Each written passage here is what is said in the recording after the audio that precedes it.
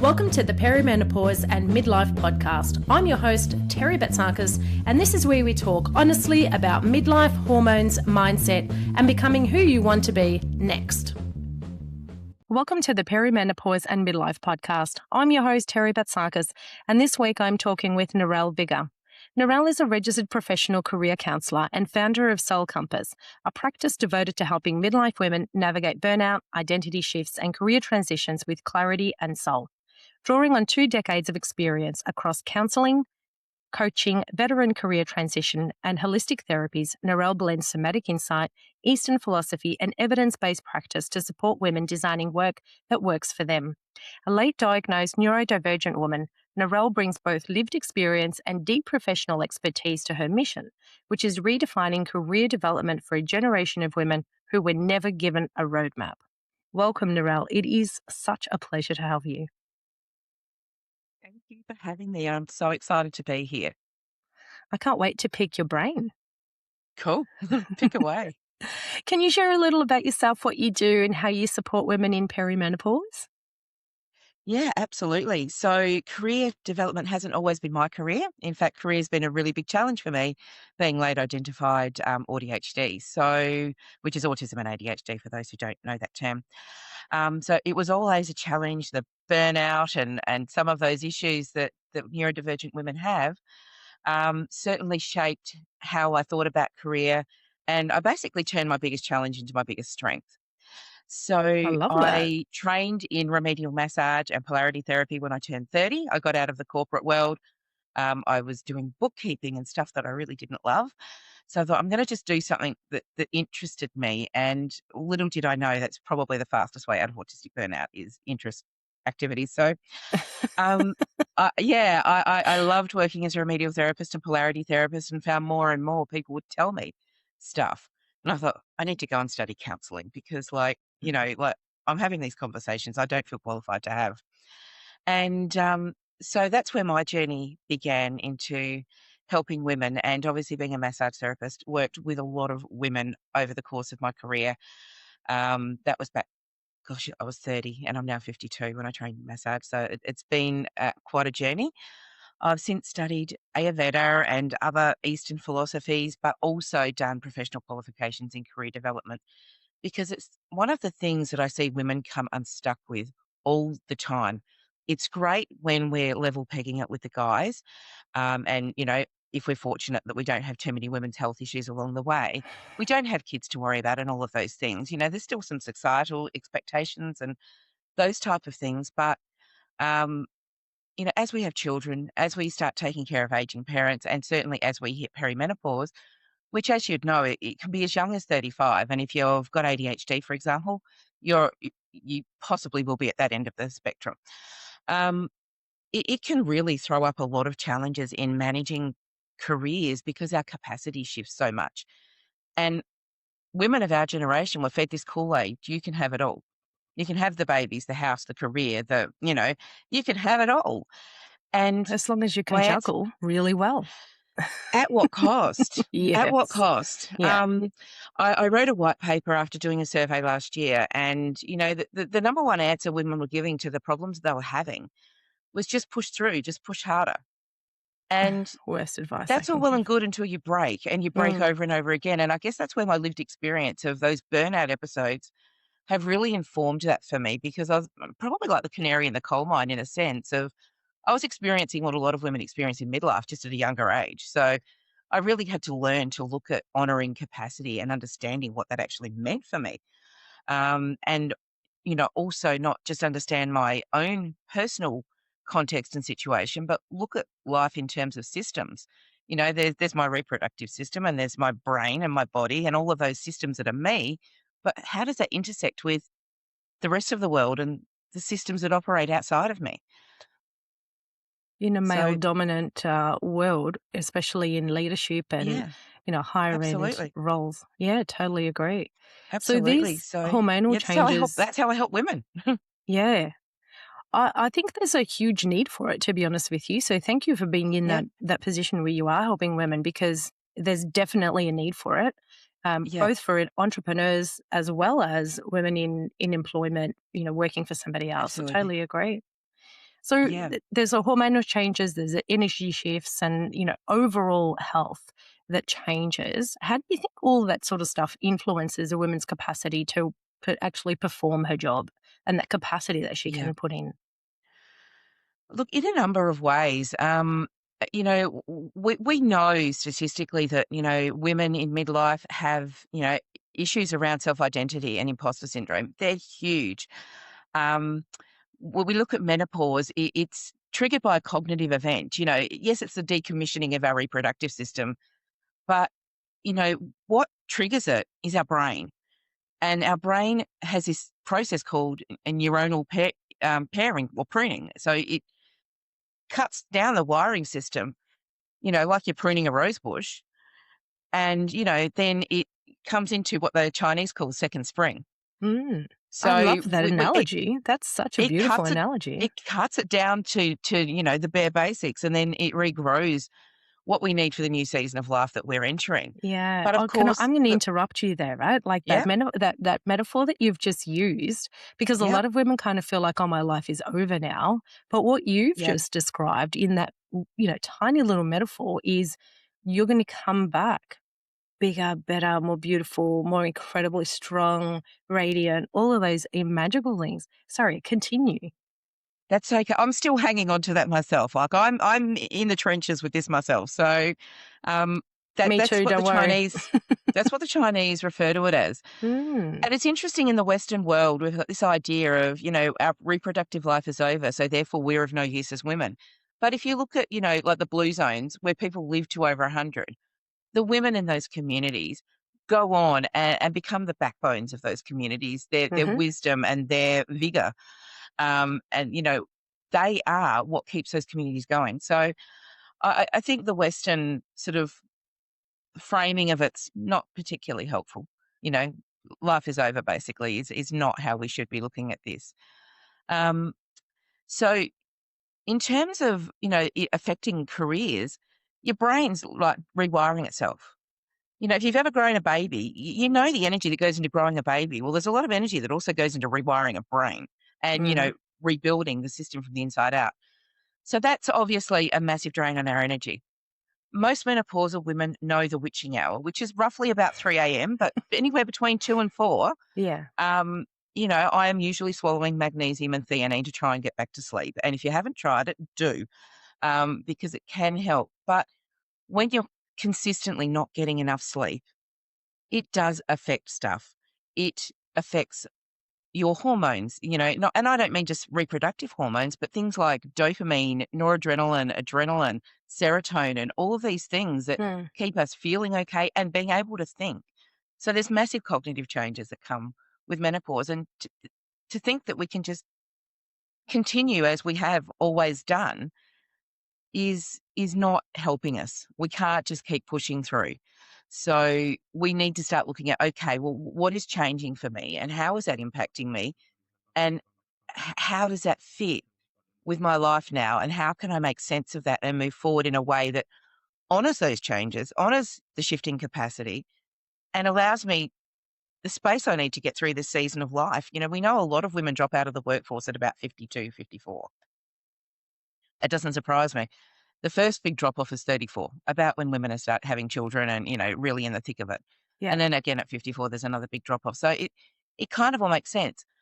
That's before you start to talk about the physical stuff going on, like, heavy erratic periods, that you just arrive and go and there's no warning, there's no nothing. So, and look, I've heard stories of women getting to work and, like bleeding out on their office chair just about, like there's a certain amount of anxiety that comes with that. And that's before you consider the anxiety all these brain changes are causing. So it's a lot, and I know at one stage I found myself really iron deficient. So, all of these things, nutritionally, we need to consider as well as, how, we're looking at capacity, how are we looking at how our brain works, how are we looking at how our body works, and what is our work asking of us? And is it even a match anymore? Will it ever be a match Mm. again? For some women, that's no. Yeah, correct.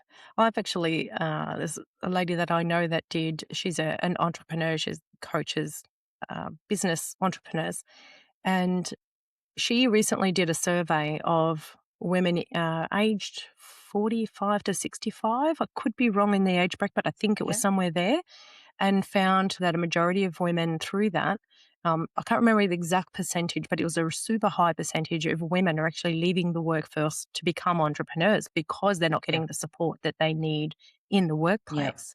So, yeah, like looking at a statistic like that, I mean, that's one study that's happened that I'm aware yeah. of. But when we look at stuff like that, why do you think that jobs into traditional careers are not actually supporting women in this phase? So, and that finding came out of my own research when I did my white paper survey. Interesting. Women, Yeah. women are looking at, how do they find flexibility? They've got kids that still need them. They may have parents that are getting older and need support. They've got, they may not have partners that require their support, or they're unpartnered. The 80% of single parent households are led by women. Mm, So, how do you get the flexibility you need to be able to take care of little Johnny when he's sick, or run mum to the shops because she's unwell and can't drive, or look after your own health? yeah. And I think that that's a big one that's missed in the conversation of how do I look after my own health to make sure I get enough exercise, that I'm actually not reliant on, fast food or processed food because I'm too tired to cook at the end of the day, Mm, and those types of things. And I think flexibility is probably the single biggest thing that drives women in this direction. I actually wrote an article about this in my blog, if anyone's interested in reading it, that, a lot of women have this idea, and they go to, healers, and then there's the issues of spiritual bypassing as well. Sorry, I'm off on a bit of a tangent, but, it's all right. We can come right they back want to around. become they want to become healers because they're going on their own healing journey, right? Mm, And so they start to understand a bit about that and want to help others. And women are inherently nurturers. We want to help people, for the most part. That's built into our DNA. So you get this sort of, meeting or intersecting of a lot of different things at this time of life. And women go, look, I need flexibility.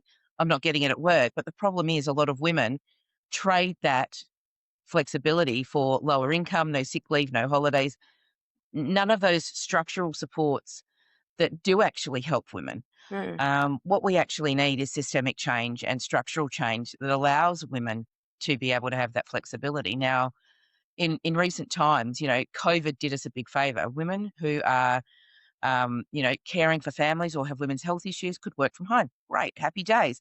If I destroy an office chair, it's not in the office in public view, it's in yeah. my own home. If I, just have had a bad night, I don't need to drive an hour to get to work. So I can get an extra hour's sleep in the morning. Those little things add up. And I'm actually writing a book at the moment, and I talk about this idea of 2-degree shifts, because wholesale change often isn't the answer for women. It's making small but sustainable 2-degree shifts that can help them reclaim that energy and reclaim some agency and that self-confidence, if you like, back, that they're feeling back in control of their life. Mm. It's interesting because the witching hour that you mentioned between 2 and Mm. 4, which I can totally get.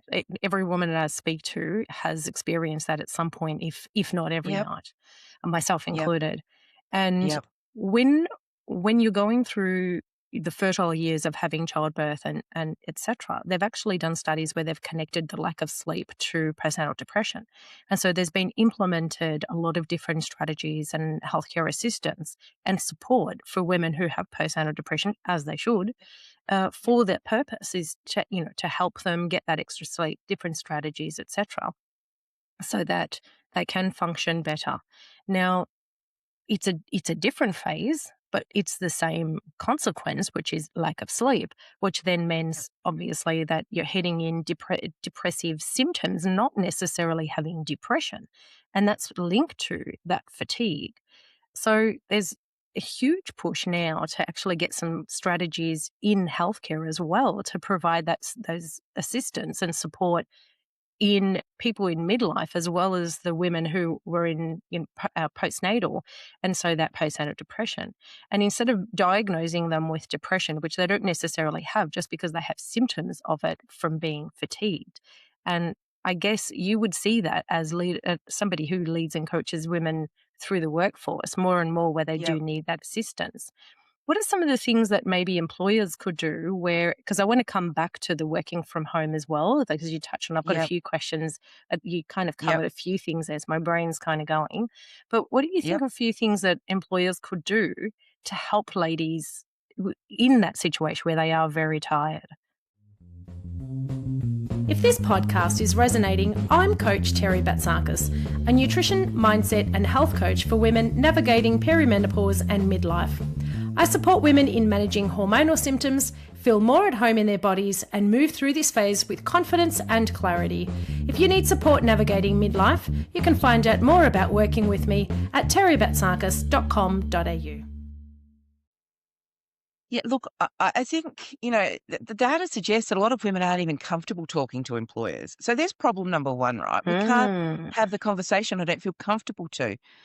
So there needs to be some way women can actually be invited to that table and have that conversation without shame, without discrimination, judgment, or anything else. And look, as women, we've already been through the discrimination because we've been of reproductive age, right? I remember back in the day, do you have kids was often an interview question. I mean, I know they've outlawed that now, but that there are a lot of ways in which the workforce discriminate against women. And this is just yet another way that we can be discriminated against. So Mm-hmm. I understand the caution women have about, disclosure.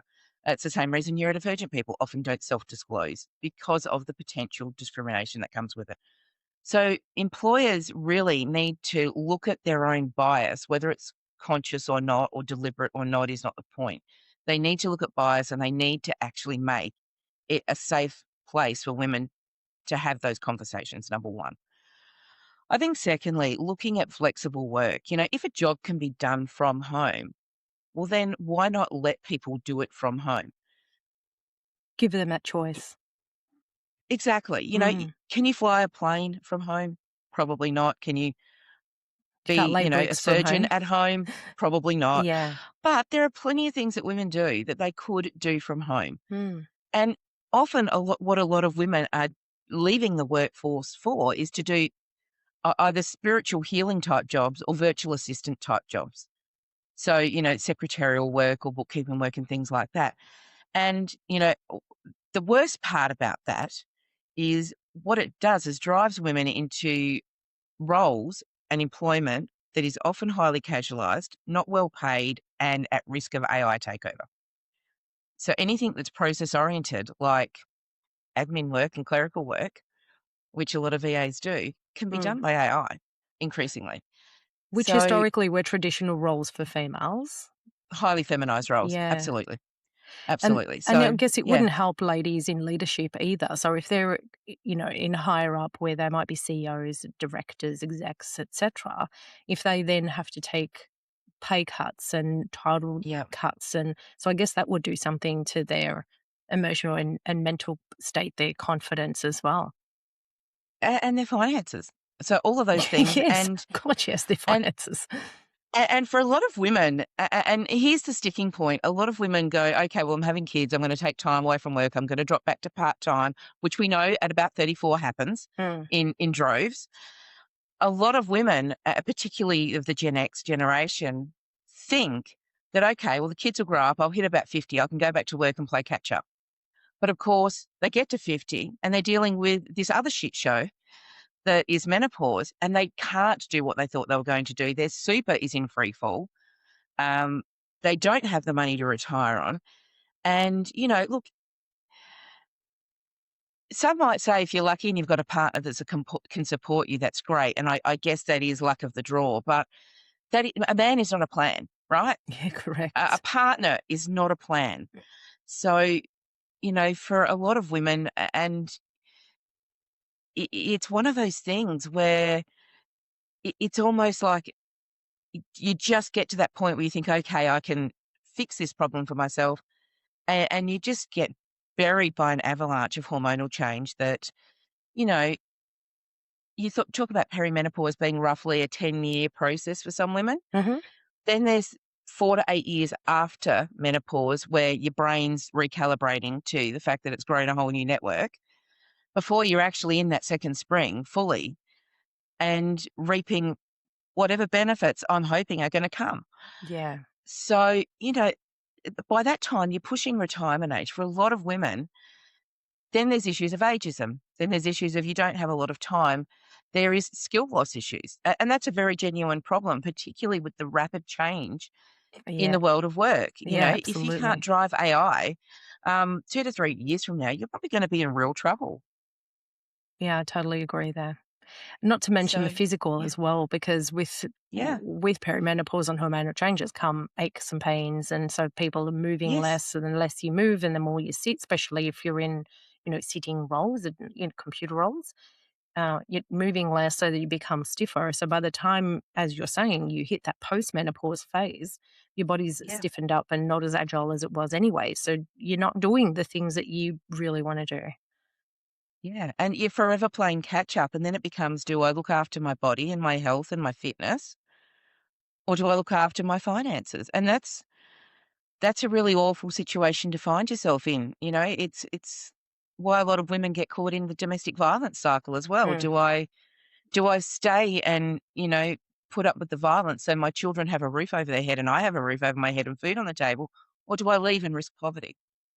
So I guess a message out there, if the ladies are listening and or watching, are experiencing this, you're definitely not alone here. We're all recognizing. No. So those of us in the industry where we're trying to push change, it's definitely my mission. You're not alone, and we are definitely doing things to help every woman out there step out of there. I'm going to come Yeah. back to that COVID situation and working from home, which I actually think it was a fantastic aspect of COVID. If we can look at anything Yep. positive that came from that, that Yep.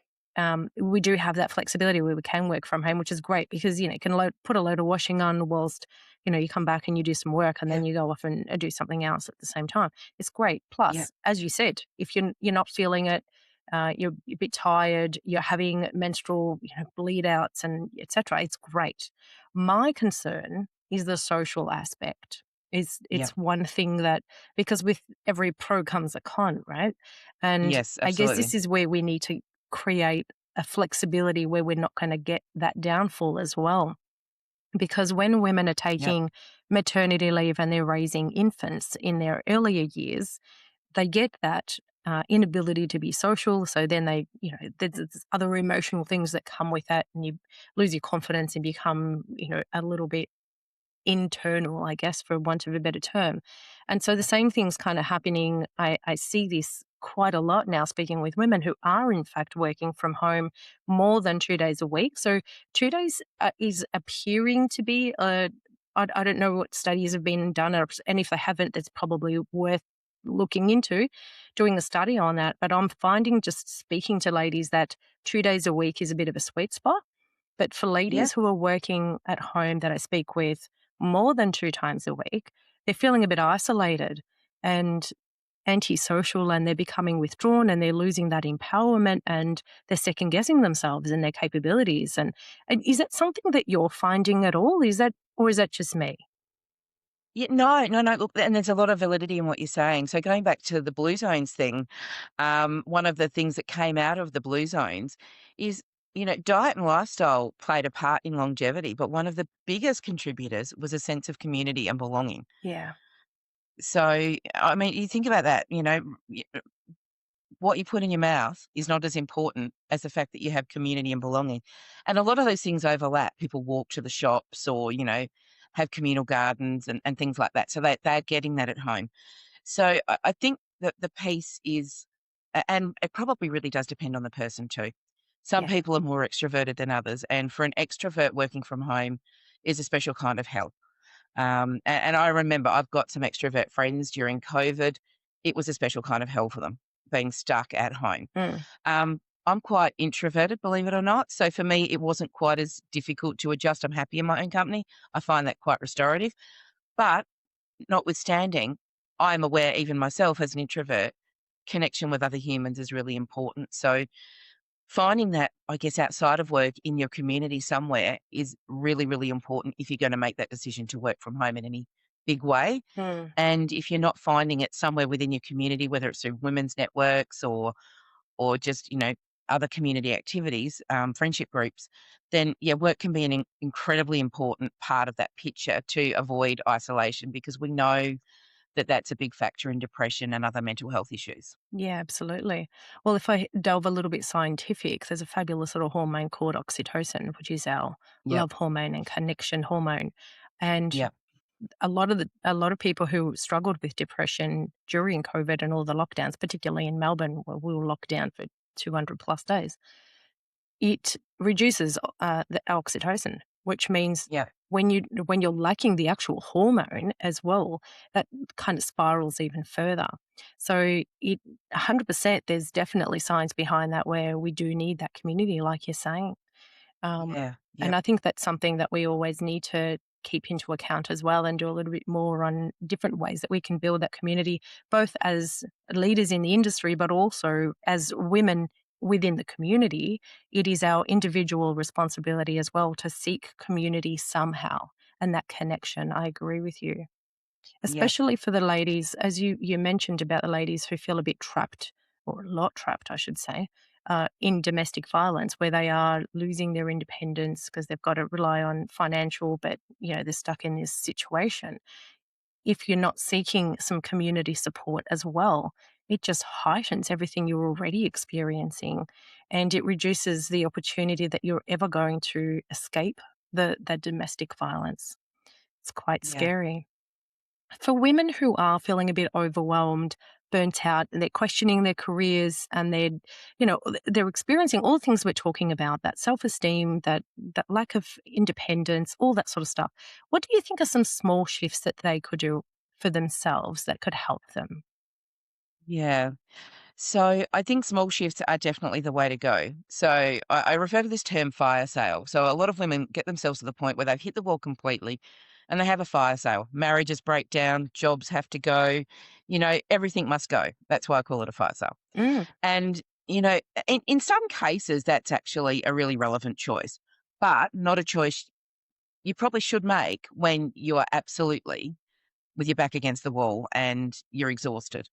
So I think, some of those small shifts, little tips from Ayurveda, things like Abhyanga, which is self massage with warm oil, and putting sesame oil on the soles of your feet at night and just, giving yourself that warm oil, just and doing it mindfully. So connecting with your body and just being aware of what's going on in your body.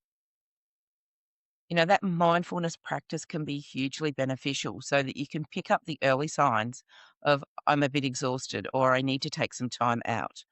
Um, it's not a big deal, but it can be a big deal. Breathing exercises, you can't box breathe your way through everything in life, but just taking a moment to do mindful breathing and box yeah, breathing is often one people go to because it's just you got to remember the number 4. Breathe in for 4, hold for 4, breathe out for 4, hold for 4. one of my Um, faves. yeah, I like breathe in for 4, breathe out for more. That's Oh, my I personal like favorite one. that. I like that. And so, that came from some, ADHD strategies. So if you've got ADHD, you might find that one a bit more helpful if you don't like traditional box breathing or it's all too hard. I'm going to Breathe in use for that with 4, my breathe out for more. ADHD clients. I love that. That's really cool. Yeah. Yeah. Other things, around, connecting with your body, that mindfulness piece, connecting with your body, know when it's struggling Mm, so that you're empowered to actually go, okay, well, what do I actually need right now? Do I need to be doing that extra thing? Or can I actually say no to that? Um, Flow state is a thing that I love, the science of flow, which is the idea of hyper focus and the state that we can get into when we go beyond that. So if you've ever, been really connected with something that you're interested in, and lost that sense of self and time, and often as kids we did that a lot, right? But as adults, we're usually too busy to do that. But those interest based activities that can get us into flow state can change our brain chemistry. So it helps make all Yeah. the feel-good hormones. And while that's not gonna fix anything, when we're feeling good and we've got enough dopamine kicking around our system and, serotonin and noradrenaline and all those things kicking around our system, we're calmer. We can think more clearly and we are more productive. And it's not just in flow state that we become more productive, it's for hours and days afterwards. We are more creative problem solvers. We are more innovative. We are clearer in our thinking. So, a little bit of flow state um, can make a big, big difference. So, if we're working full time, it might be that we block our calendar and make ourselves inaccessible, if that's at all possible. If you work in a call center or customer service, that might be a challenge for you. I get that. So you're going to have to look at doing stuff at home. But if you're at work, blocking out, a good chunk of time. We know that multitasking reduces productivity by about 40%. So um, stop the Even though we think multitasking. we're really good at it. Oh, yeah, I know, right? One of the great lies. Um, but Agree.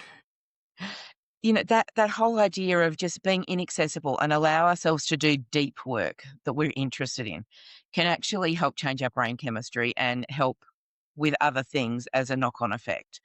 It may be that we need to seriously look at what we're doing day to day. Do we really need to work 40, 50, 60 hours a week? Do we need that glass of red wine with dinner every night? If you're in perimenopause, the relationship between estrogen and red wine, I know personally equals high histamine and, bad things. So do Or we white need wine, that? same thing. Any coloured White wine, wine, wine. same problem? Damn, I'm not a white drinker, so I've never tried it out. Yes, it's both Um, of them. and look, one stage I had the coffee to wake up and the wine to go to sleep, and that was my early experience of perimenopause, and it just kept giving me hot flushes and feeling like shit, and I was popping Telfast like no man's business. So Mm. in the end, it's just, making some of those sort of choices. And unfortunately, we live in a society where everything's about have a drink. Those community and social activities are often centered around opening a bottle of wine. The guys went to the pub, drank in the front bar. The girls, do something that'll involve a bottle of shardy. And it's not actually helpful. And, look, don't get me wrong, I'll enjoy a glass of wine periodically, but it's not a daily or even a weekly habit anymore. So small shifts. Very powerful. It's interesting because, coffee and wine and even a cigarette, these are all, or vape in today's society, these are all ways that people go, oh, I'm just going to go out and have a smoke, or I'm going to pour a glass of wine for relaxation, but they don't realize Yeah. that where they're thinking, what that does is actually takes them out for a moment and gives them a moment to just kind of zen. But what they're not realizing is that the methodology that they're choosing is actually spiking stress internally and inflammation. And so, Yeah. if you can find that Zen stage of taking that 5 minutes out in a different way, where instead Yes. of having a glass of wine, you might have a herbal tea, you might go for a walk, you might just sit in the sun, or even in the clouds. Like at the end of the day, just sitting out in nature instead of going out for a smoke, just going outside and breathing in fresh air is the same sort of thing where you're taking that time out. Because as a former smoker, I smoked 25 years ago. And I know that that was something that I used to do where it'd be like, oh, I'm just going to go for a smoke to de stress. But it wasn't the smoke that de stressed me, because technically, scientifically, it actually stresses you more. It's taking that 5 minutes out. So I guess Yeah. what you're talking about is exactly that. Is that right? Yeah, basically. And like you said, the alcohol, the caffeine, the nicotine, I mean, they're all highly addictive. But Yeah. and it's this thinking that it relaxes us, but the Mm. theological effects is actually far from it. When I was leading a sales team and many years ago, I used to get complaints. The non-smokers would complain about the smokers going out all the time. And I just said, look, go out. Yeah. Don't stand with the smokers. Obviously, you don't want to inhale that crap, but go for a walk, go buy a coffee, go do whatever you want. I used to say the same. Yeah. Yeah. Take the same 10 minutes if that's what Mm. you need. Like I said, the 2-degree shifts that make all of the difference. And you sort of think about, I don't know if you remember the Malaysian airplane that's never been found. And they used to have these flight trackers, and they, would do all these different trajectories. If it changed course by 1 or 2 degrees, instead of ending over there, it would end over there. Yeah. And that's what I think gets lost on women, and why they go down the road of fire sale. They've let things get to the point where they are so broken, everything must change, so something will change. So don't let yourself get to that point if you can help it. And the second one is not realizing that those little changes actually do add up. If you put $1 in a money box, you go, well, I've got $5 by Friday. That's not really much. But you do it over a year, do it over 2 years, do it over 5 years. It matters. I use the jigsaw puzzle analogy of 1,000 pieces, and you're kind of looking at it as one big pile of jumbled pieces, and you're like, oh my God, this is going to take me forever. And it's like, find one piece and then attach another one and then attach another one, and 1,000 pieces later, you have a picture. My favorite saying is, how do you eat an elephant? One bite at a time. It's as simple as that. So, yeah, I agree. The 2% make the world of difference.